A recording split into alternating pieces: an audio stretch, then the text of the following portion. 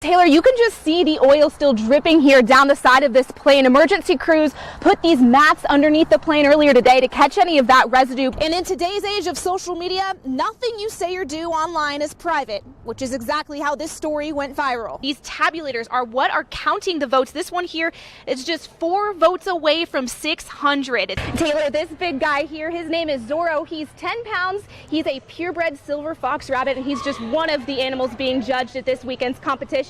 I tried to park down this road, but deputies told me to turn around because they weren't sure where exactly that suspect was. All started around 3:30 this morning after they robbed a casino, then hijacked a car with a family traveling from Washington State inside of it. Just the last few hours that I've been out here, I've heard several people honk their horns. I even witnessed 2 cars slam on their brakes and nearly collide. Staged over here, there will be 4 metal detectors that they will be funneling about 4,500 people through because you never know how deep these puddles can get. In fact, this one was a lot deeper than I expected. Our Montana MacLachlan's been following the story since it began and tailed deputies during the chase. A family from Lake Stevens, Washington, caught in the crossfire of armed robbery, carjacking, and a hostage situation. There's a husband and wife, at least one child, and a mother-in-law. It all started when 2 suspects held Dino's casino employees at gunpoint. Workers say they took money from the safe, then sped off in one stolen car, ditched it, and found another car with a family inside. Moments later, gunshots. Okay, it's confirmed. Both males are armed. Law enforcement tailed the car until speeds got too high and dangerous. I barely had a second to catch this video. Tell them to stop the car and let everybody else out. It's only willing to let 1 kid out right now. That's the hijacked vehicle driving away after dropping off the first hostage, a 12-year-old boy. A 15-year-old girl and her grandmother were released a few blocks away, but the armed men held on to the parents. It was rough on them to let their children out and have their children give them kisses goodbye, not know if they were going to see them again. After a nearly hour-long chase, they got away. Then the abandoned vehicle was later spotted near Evero Hill. And it was around 5:20 this morning that the parents were reportedly on Highway 93 North. The parents were safe, but there was no sign of the suspects. We believe were ultimately picked up at some point by an accomplice. Deputies warned residents to stay inside and brought in special reinforcement. And canines searched the area. It all led back to the main road. We're very sure that they were making arrangements to have that done while traveling up to that area. Now authorities aren't sure where they could be headed. And residents who lost their homes in the fire are still not allowed to go back and assess the damage. Our Montana MacLachlan spoke to one Hamilton woman whose home was reduced to ashes. Good afternoon, Ravalli County Museum. Thelma speaking. Greeting customers at the Ravalli County Museum is the only thing Selma Durbin can do to numb the pain. This is probably one of the hardest things I've ever went through in my life. The Roaring Lion fire destroyed her home of 26 years. I can never go in that home again because it just isn't there. I feel a very, very deep loss, and I know that loss isn't going to be replaced because it's gone.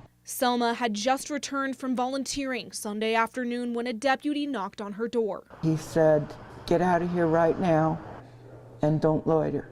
With barely 15 minutes to get out, this pair of shoes, her phone, and a few photographs was all she could take. All the things that I had from my children, my mother and father, they're no longer there. It's like a death. It's gone. And it's not coming back. Friends came by the museum to check in all day. Her Facebook page is flooded with comments. Through the trauma, Selma's overwhelming selflessness is what pushes her through. If my home had to burn, so be it.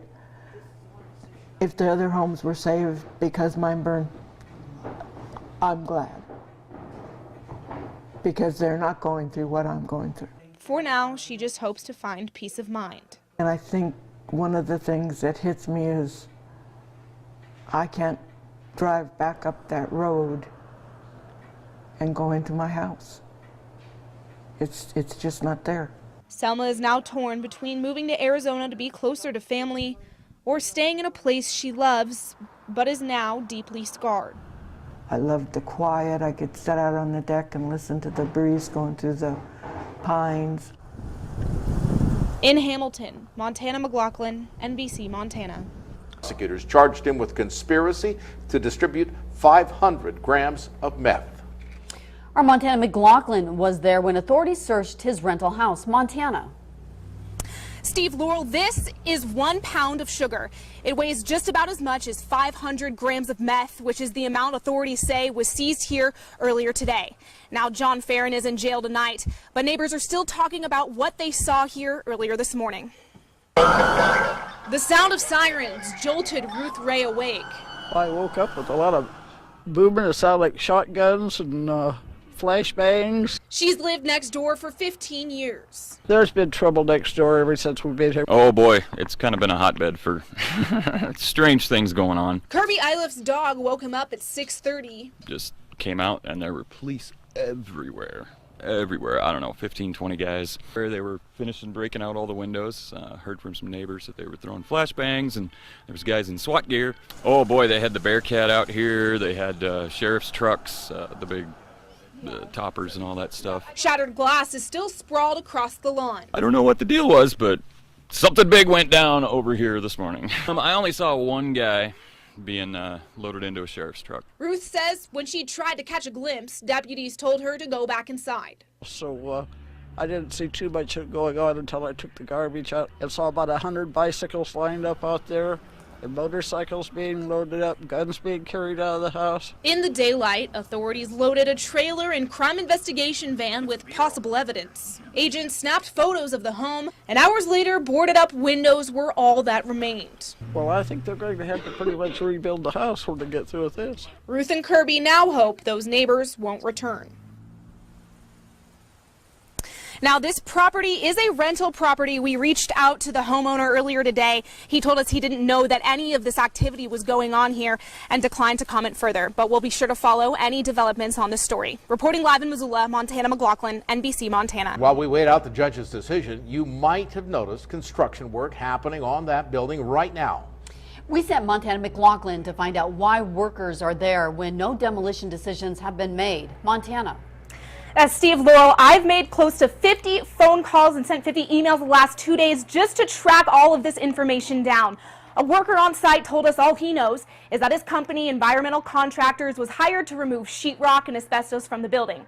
Now, asbestos is a toxic material that, if inhaled, is proven to cause lung and respiratory disease, even cancer.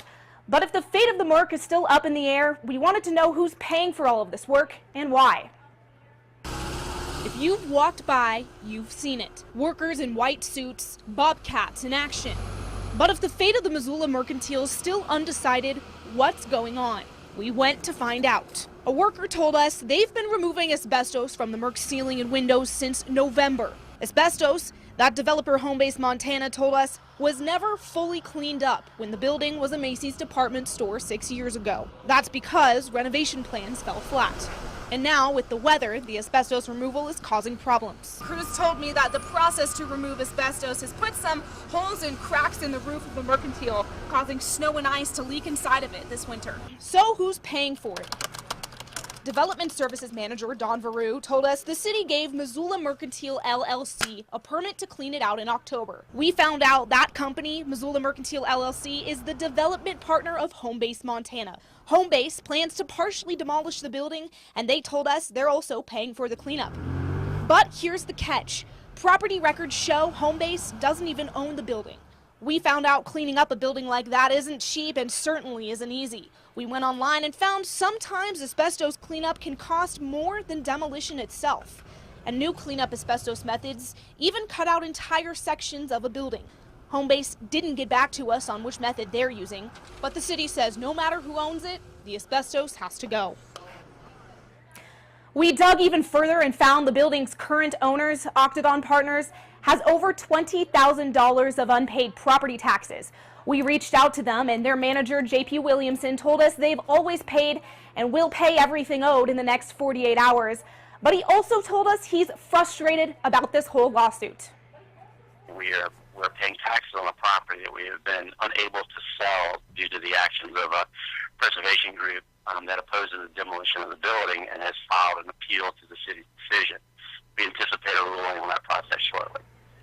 So the bottom line for all of this for the Missoula Mercantile is that it's still a waiting game, but it sounds like the end could be coming soon. Reporting live in Missoula, Montana MacLachlan, NBC Montana.